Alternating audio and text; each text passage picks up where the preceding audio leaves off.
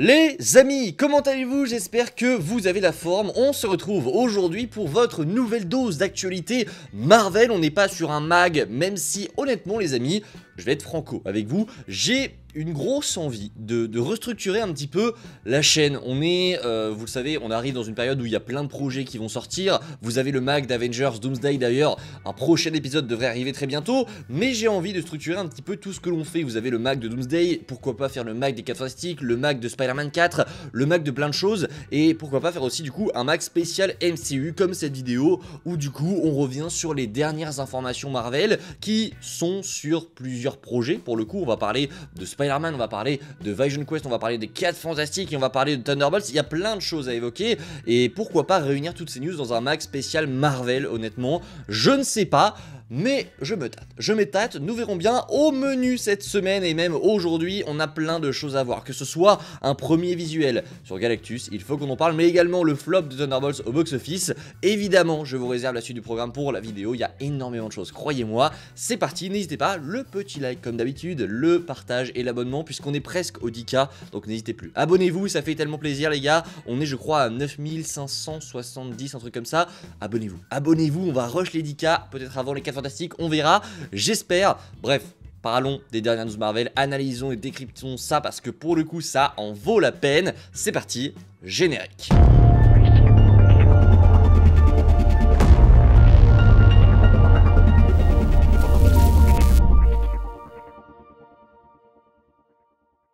Et les amis, j'ai tout de suite envie de commencer avec une rumeur. Alors, la rumeur est pas dingue, c'est un projet qu'on n'attend pas forcément, mais on va monter crescendo dans cette émission. Premièrement, commençons avec une rumeur qui nous vient de Nexus Point News, qui nous dit que le personnage de Jocasta serait dans la série Vision Quest. C'est une série qui, honnêtement, me chauffe moyennement. Vision Quest, j'ai hâte de voir ce que ça va donner parce qu'il y a l'équipe de WandaVision et d'Agatha qui revient derrière et j'ai adoré ces deux séries.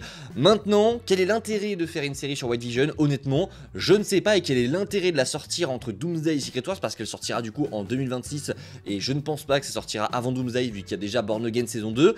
Ça va sortir entre Doomsday et Secret Wars, donc je ne vois pas l'intérêt de sortir une série Vision maintenant.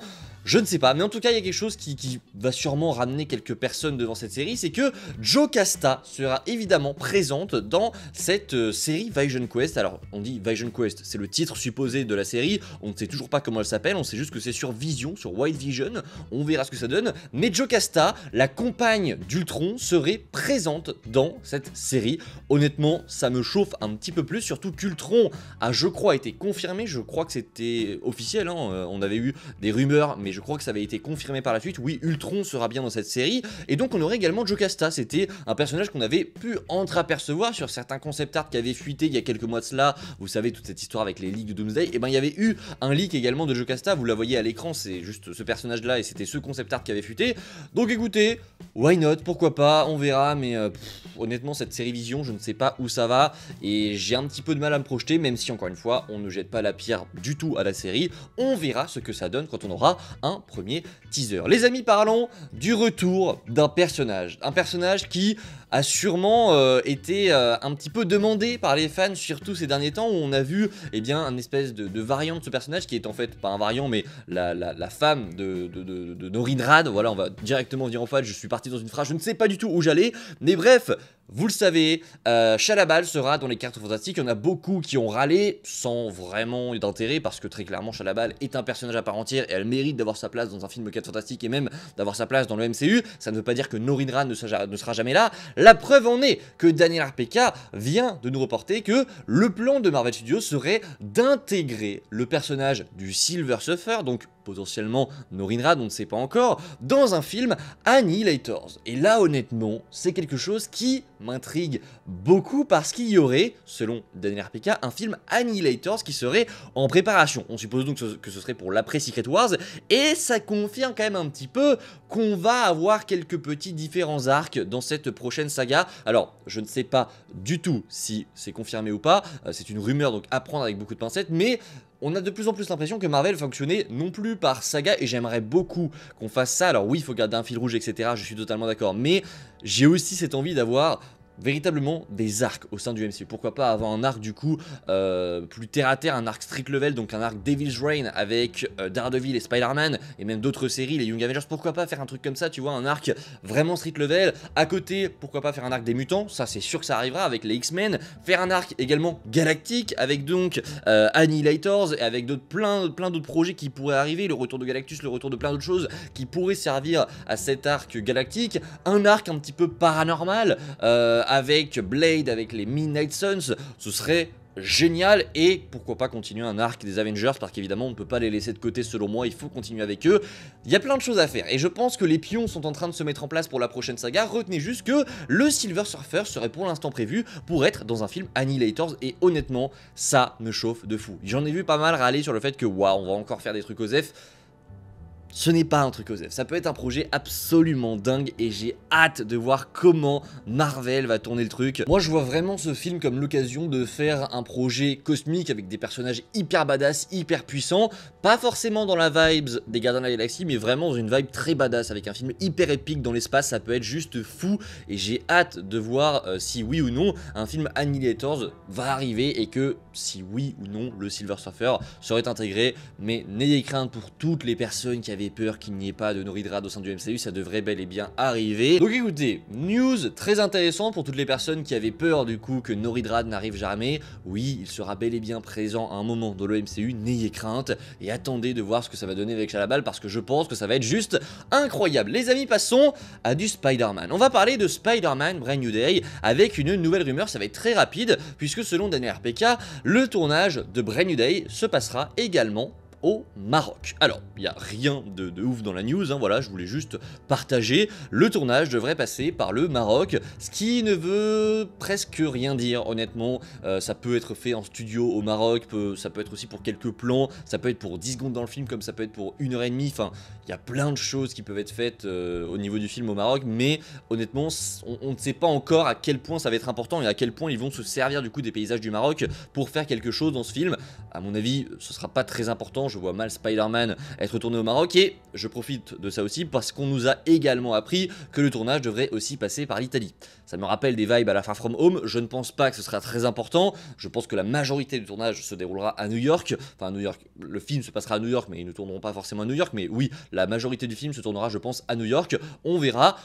Mais voilà, ça passera par le Maroc, retenez l'information. Les amis, parlons un petit peu, et là on va rentrer dans une grosse partie de la vidéo, sur le troisième résultat, la troisième tombée pour le film Thunderbolts, qui est au cinéma depuis donc 3 semaines, et donc ce dimanche on a eu le résultat de sa 3e semaine au box-office. La semaine dernière il était à 262 millions de dollars au box-office, et maintenant on a les chiffres, il est à 325 millions de dollars, ce qui est un chiffre très moyen. On peut le dire, le film a flop au box-office, je ne pensais pas, honnêtement, je pensais qu'il allait réussir à aller chercher un public, que le bouche à oreille allait l'emmener au moins aux 500-600 millions de dollars. Non, il devrait s'arrêter du coup aux 400 millions de dollars, ce qui me déçoit énormément et ce qui soulève un problème assez énorme. Cette news, pour moi, soulève un problème assez énorme. Et je pense qu'il y en a certains qui doivent se remettre en question. J'en ai fait part sur Instagram, si vous êtes sur Insta, vous avez déjà entendu ce discours, si vous avez vu ma story. Je pense qu'il y en a vraiment qui doivent aujourd'hui se remettre en question. Parce que quand on nous propose aujourd'hui un film qui nous propose quelque chose de plus qualitatif, d'un Marvel qui se remet en question et qui nous propose enfin quelque chose à la hauteur de ce qu'on pouvait avoir dans la phase 1 et 2, eh bien vous n'allez pas au cinéma. Vous n'allez pas voir ce genre de film. Là vraiment c'est littéralement le résultat de ce qui s'est passé avec Thunderbolts. Les gens ne vont pas en salle pour voir ce film qui pourtant est acclamé par la critique. Enfin vraiment les gens adorent ce film, toutes les critiques sont bonnes, tous les avis sont bons, enfin bref il y a énormément de gens qui trouvent ce film extrêmement bien et ça les gens l'entendent, mais les gens ne vont pas au cinéma. Alors je ne vous juge pas vous évidemment, vous êtes fan de Marvel, je pense que la majorité des gens qui sont ici ont été voir le film, mais il y en a énormément aujourd'hui et c'est mathématique. Il y a énormément de personnes qui râlaient quand Marvel faisait des films pourris, des films de merde à fanservice avec des caméos genre Spider-Man No Way Home, Deadpool Wolverine, ouais on en a marre du fanservice etc, on en a marre des caméos, faites des bons films, bah ouais mais quand Marvel le fait vous n'y allez pas. Vous n'y allez pas, c'est la vérité pure et dure, vous n'y allez pas. Vous réclamez d'avoir de bons films, d'avoir un Marvel comme avant, etc. Mais quand Marvel le fait, vous n'y allez pas. Et ne me sortez pas l'excuse de « Oui, non, on n'a plus confiance à Marvel parce qu'on sait tous, vous serez tous au cinéma pour aller voir Doomsday et Secret Wars. » Donc il y a un moment donné, vous n'êtes juste plus cohérent dans vos propos. et ça devient extrêmement chiant. Pourquoi? Parce que à faire ce genre de choses et à dire, à crier sur tous les toits, non mais oui les fans comme No Way Home, enfin les films comme No Way Home c'est de la merde, on veut des films comme avant, on vous sert Thunderbolts, vous n'y allez pas mais vous serez dans la salle de cinéma pour Doomsday parce que vous aurez vu Andrew Garfield dans la bande-annonce, parce que vous aurez vu Hugh Jackman en costume jaune. Très bien, faites ça, continuez de faire ce genre de choses et à gueuler sur tous les toits que Marvel est mort, qu'ils font plus de films comme avant, et quand ils le font, vous n'y allez pas. Continuez de faire ce genre de choses. Et arrêtez de parler de confiance parce que vraiment, c'est juste foutre de la gueule du monde. Continuez de faire ce genre de choses et je vous le dis, Marvel va droit dans le mur. Marvel va droit dans le mur. Mais c'est une évidence, et on a déjà un premier indicateur, on va juste le voir juste après. Mais vous allez voir, les conséquences sont immédiates. Marvel s'est remis en question. Marvel a donc remis Kevin Feige au centre de l'échiquier, au centre de tout ça, et Bob Iger est également, lui, de retour à la direction de Disney. Où vous avez tous dit que ça prendrait du temps, que les conséquences des choix de Bob Chapek avaient fait énormément de mal à Marvel, et que pour retrouver le MCU qu'on avait autrefois, il aurait fallu quelques années. On est aujourd'hui dans cette période où le MCU est en fin de retour. Et vous n'y allez pas, mais vous continuez de râler. Je vous le dis, va falloir arrêter de tenir ce genre de discours, et surtout, faudra pas faire les surpris quand Marvel va dire bah en fait on arrête, parce qu'il y a un moment donné, Kevin Feige je veux bien, il va pousser, c'est sûr, il va pousser pour avoir de la qualité, pour écouter des fans, etc. C'est une évidence. Mais maintenant, mettez-vous 2 secondes à la place du PDG de Disney. Du PDG qui gère le business, etc. Je me mets à sa place parce qu'on va pas se mentir, Kevin Feige, ça l'importe. Les PDG de Disney, ils en ont rien à tirer, hein. Ils en ont rien à faire, que ce soit bien pour les fans, que ce soit qualitatif. Eux, ce qu'ils regardent, c'est pas la qualité d'un film, c'est combien il rapporte. Donc si tu vois d'un côté que t'as un film Thunderbolts qui a coûté 200 millions de dollars, qui est bon, mais qui a fait seulement 400 millions au box-office, et que d'un autre côté, tu as un film comme No Way Home, qui pue la merde, qui est vraiment écrit avec le cul, qui n'a aucune idée de mise en scène, qui est nul, qui a gâché tout le potentiel qu'on pouvait avoir avec les 3 Spider-Man, et qu'il a coûté le même prix que Thunderbolts, mais que pourtant lui a rapporté plus de 2 milliards de dollars. Vous pensez sérieusement que les PDG de Disney vont se dire quoi? Évidemment qu'ils vont arrêter de mettre autant d'argent dans des films qualitatifs, évidemment qu'ils ne prendront plus le temps de faire ce genre de choses, et évidemment qu'ils vont mettre en avant le fanservice, les caméos et les scénarios bidons pour que ça ramène des gens en salle. Évidemment qu'ils vont... C'est une évidence. C'est une évidence. Donc, continuez de faire ça, et Marvel, je vous le dis, ils iront droit dans le mur. Alors, évidemment, on n'en est pas du tout là, les films Avengers vont redonner énormément d'argent à Marvel, et je pense que Thunderbolts est un film qui, de base, était prédestiné de la part de Marvel pour ne pas marcher. Ils savaient que ça n'allait pas marcher, et ils ne misaient pas sur ce film. Le vrai indicateur... pour moi, ça va être les 4 Fantastiques. Évidemment que Doomsday Secret Wars vont rapporter énormément d'argent, ça on le sait, mais c'est l'après qui fait peur. Évidemment, il y aura les X-Men. Je pense aussi que Marvel va se servir de la hype de Doomsday Secret Wars pour garder les gens, parce que les gens vont revenir au cinéma, et le but de Marvel, ça va être de garder ces gens. Et ils vont taper très fort, à mon avis, juste après. Avec un film X-Men, ça va marcher. Mais il y a un moment donné, peut-être, où dans quelques années, Marvel retombera dans ses travers. Peut-être qu'il se passera quelque chose, on n'en sait rien. Kevin Feige est viré, on n'en sait rien. Il peut se passer 36 000 trucs. Je vous le dis, on court droit vers la fin de Marvel Studios si on continue comme ça. Et c'est très inquiétant. C'est très inquiétant, et c'est surtout très chiant de voir ce genre de discours. Bref, les amis, on va pas quitter ce sujet parce qu'il y a honnêtement une news qui vient de tomber qui confirme tout ce qu'on vient de dire. Je vais me la remettre sous les yeux pour vraiment me délecter des erreurs que font les gens, des erreurs que font le public en fait. Vous criez, ouais non mais Marvel fait les films à fanservice, on veut des films comme avant, blablabla, on a compris. Bref, j'ai dû le répéter 36 000 fois, et quand Marvel le fait, vous n'y allez pas. Très bien. Les conséquences, vous les voyez juste là. Selon Main Middleman, c'est une rumeur à prendre toujours avec des pincettes, Kevin Feige souhaitait à la base que le film X-Men, qui arrivera donc après Secret Wars, ce film qui est un reboot, etc., que tout le monde attend, Kevin Feige, je lis, souhaitait que le film X-Men soit davantage ancré dans la réalité, abordant des thématiques sociales et la véritable signification d'être un mutant. Très bien, on a hâte de voir ça, cependant... C'est marrant, ça tombe juste après l'échec de Thunderbolts, Bob Iger et Disney ont bloqué ces idées. Feige est désormais contraint de développer un scénario centré sur un grand événement cinématographique à la demande de Disney afin d'attirer un public plus large et d'éviter de nouveaux échecs au box-office. C'est littéralement la conséquence de l'échec au box-office de Thunderbolts, de Captain America Infinity War. C'est à petite échelle évidemment, et ça ne veut pas dire que le film X-Men sera mauvais, simplement... c'est des décisions, par-ci, par-là, qui vous montrent que Kevin Feige aurait voulu, lui, faire un film sur le développement moral, sur le développement psychologique de ce que c'est d'être un mutant, sur ce que ça veut véritablement dire. Et en fait, Disney lui ont dit, ouais, c'est bien, mais non, en fait. On s'est mangé assez de bides, maintenant, tu vas nous faire des films grand public, épiques, que tout le monde veut, sans forcément de développement.